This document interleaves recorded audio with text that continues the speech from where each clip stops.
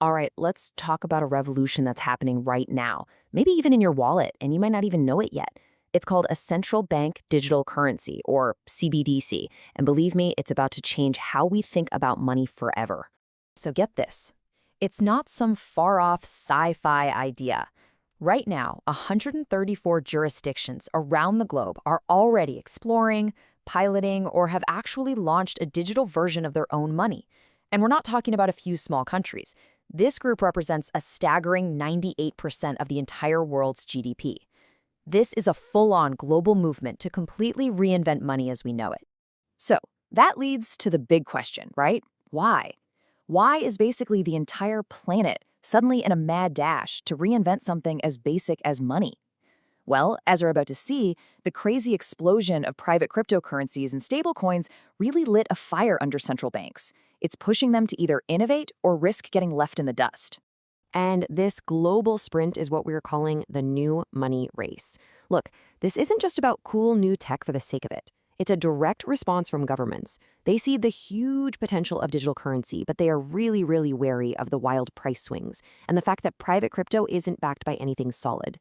So they want to build something better, a super efficient, stable, government-backed digital payment system that works for everybody. To really get what a CBDC is, it's actually super helpful to talk about what it isn't. You know, things like Bitcoin are decentralized. No one's in charge, and their value can go on a total roller coaster. A CBDC is the exact opposite. It's centralized, it's issued and fully backed by a country's central bank. And it's designed to have a stable value, just like the dollar bill in your pocket. Okay, so now that we know what it's not, what exactly is a CBDC? Let's dig into a more official definition. And for that, the US Federal Reserve actually has a really clear one. That'll be our foundation here. Okay, so the Fed calls it a digital liability of a central bank. What does that even mean? Well, in plain English, it means it's a direct IOU from the central bank itself, just like a physical dollar bill is. It's not an IOU from a private bank, like the money in your checking account. And when they say risk-free asset, they mean it has the full faith and credit of the government behind it. It's literally the safest form of money a country can have, just in a purely digital form. And this table here, it makes it all super clear. Take a look. A CBDC has something in common with physical cash. They're both a direct liability of the central bank. Super safe. But it also has something in common with your bank account. It's totally digital. So you can think of a CBDC as kind of a hybrid. It's the safest money you can get, but it's built for the internet age. All right, so that's the what. Now for the how. How would one of these things actually work under the hood?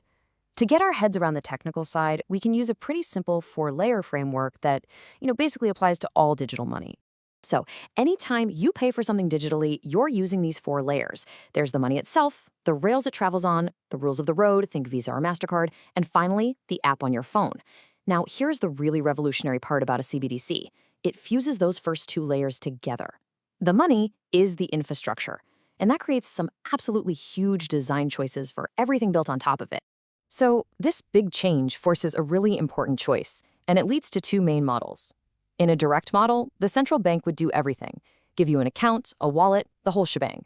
But most of the major players, like China and Europe, they're leaning towards an intermediated model.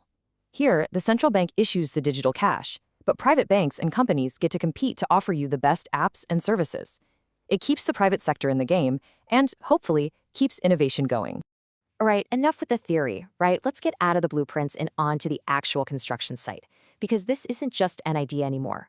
All around the world, countries are actively building and launching their own digital currencies, and they're putting these exact ideas to the test. You've got countries like the Bahamas and Nigeria that are already live with their CBDCs, but the one everyone's watching, it's China for sure. Their pilot for the digital yuan, the ECNY, is the most advanced on Earth with over 2 billion digital wallets created. It's massive.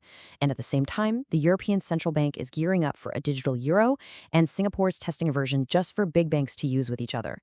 This is happening right now, and it is moving fast. So with all this action happening all over the globe, you might be wondering, what about the US? Well, that's where things get really interesting, because here the path to a digital dollar is anything but clear. In fact, it's stuck in the middle of a huge, fascinating debate. So the people who are for a digital dollar, they've got some pretty big arguments. They say it could be a total game changer. They talk about things like payments that settle instantly, not in a day or two. They talk about bringing millions of Americans who don't have bank accounts into the financial system. And a big one, making sure the US dollar stays the king of currencies in a digital world. But on the other side of the coin, the critics are raising some really big red flags. The biggest one, privacy. A CBDC could potentially give the government a direct look into every single thing you buy. Then there's the fear that in a financial crisis, everyone would pull their money out of private banks and rush it into a perfectly safe government account, which could cause the banking system to collapse. And that's not even mentioning the enormous risk of cyber attack. And this skepticism is summed up perfectly by Federal Reserve Governor Christopher Waller. He famously called a CBDC a solution in search of a problem.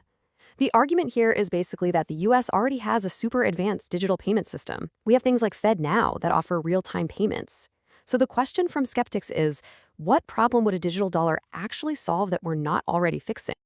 And this isn't just an academic debate. Oh no. It's a full-blown political tug-of-war. You can see it right here. Back in 2022, the Biden administration put out an order to basically study the pros and cons of a CBDC. Fast forward a bit, and a subsequent administration issues a totally conflicting order, straight up banning federal agencies from even working on one. This whiplash just goes to show you how politically charged and divided this whole issue has become. So when you boil it all down, we're left with this huge question. Should the future of money be a sovereign good, something controlled and issued only by the government? Or should it be an open, dynamic market with room for private companies to innovate? The way countries answer that question, well, it's not just going to define the future of our wallets.